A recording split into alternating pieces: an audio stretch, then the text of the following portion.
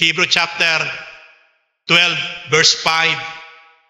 Jesus said, I will never leave you.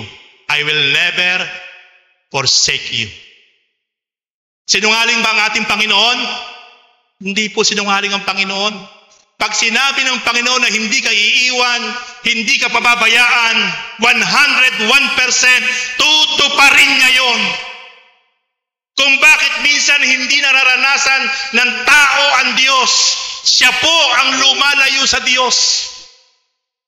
But never po ang Diyos lalayo sa bawat isang tapat na sumusunod sa Diyos.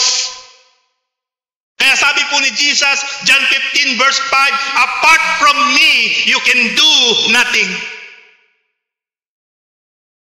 Ang tao po ang humihiwalay sa Diyos. But never po ang Diyos iniiwan tayo.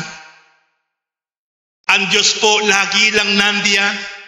Ang Diyos po ay sinlapit lang po ng isang usal, isang dasal na mataimtim na may mapagpakumbabang puso.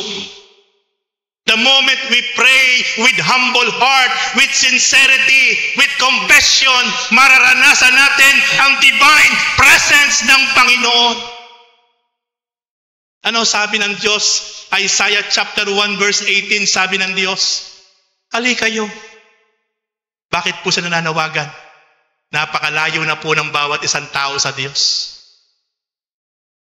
Ito ang dahilan kung bakit hindi nararanasan ng mga tao ang presensya at kabutihan ng Diyos.